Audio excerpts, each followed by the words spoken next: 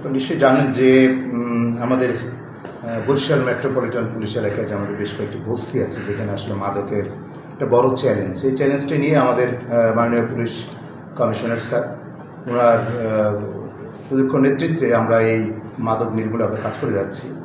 তো এর মধ্যে যে একজন কুখ্যাত মাদক ব্যবসায়ী বলবো যে অস্ত্রধারী, এটা আমরা দীর্ঘদিন ধরে তাকে গ্রেপ্তার করার লক্ষ্যে আমরা কাজ করে যাচ্ছি। এদিকে একটা কড়া আমাদের উপরে ছিল যে তাকে যেভাবেই হোক, এই বিশেষ করে কাউনিয়ার জনসাধারণ, স্থানীয় সচেতন ব্যক্তি যারা, তাদেরও দীর্ঘদিনের চাপ যে মাদক ব্যবসায়ী যে রাসেল হাওলাদার ওরফে রাসেল মেম্বার বলে, এটা আমাদের দীর্ঘদিনের চাওয়া ছিল। এবং যেহেতু সে অস্ত্রধারী, যেহেতু সে ঠিক এক জায়গায় থাকে না এবং সে নৌকায় করে নদীতে গভীর জায়গায় সে অবস্থান করে, তাদের পিছনে আমাদের ডিবি টিম দীর্ঘদিন ধরে আমরা চেষ্টা করছি তাকে গ্রেপ্তারের।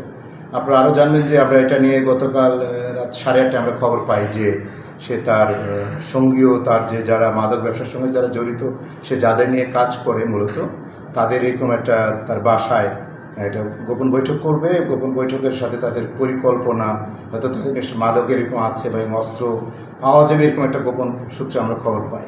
তখন সেই খবর পেয়ে আমাদের চৌকস ডিবি টিম, আমাদের ইন্সপেক্টর শবীরের নেতৃত্বে একটি ডিবি টিম আমাদের ওই জায়গায় ঘিরে ফেলে। পরবর্তীতে আমরা আরও অতিরিক্ত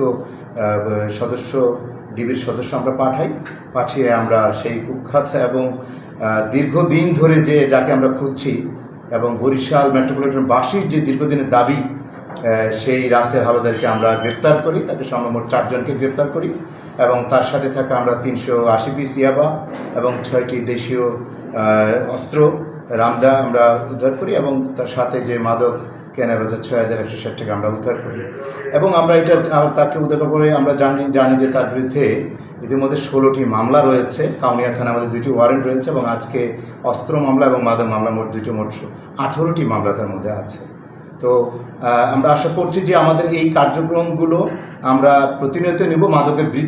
মাদকের বিরুদ্ধে আমাদের শক্ত অবস্থা, এটা বরিশাল মেট্রোপলিটন পুলিশ কমিশনার মহোদয়ের এটা কড়া নির্দেশনা যে আমাদের বরিশাল মেট্রোপলিটন পুলিশে এই এলাকাগুলোতে, বিশেষ করে বস্তি এলাকাগুলোতে যেন কোনোভাবেই মাদক বিস্তার লাভ না করে, সেই লক্ষ্যে আমরা কাজ করে যাচ্ছি। ইতিমধ্যে আমরা জেনেছি যে সে অস্ত্রধারী, যেহেতু তার কাছে রিভলভার পিস্তল থাকার এরকম একটা মেসেজ আমাদের আছে। এটার জন্য এটা উদ্ধারের জন্য আমাদের ডিবির আরেকটি টিম কাজ করছে।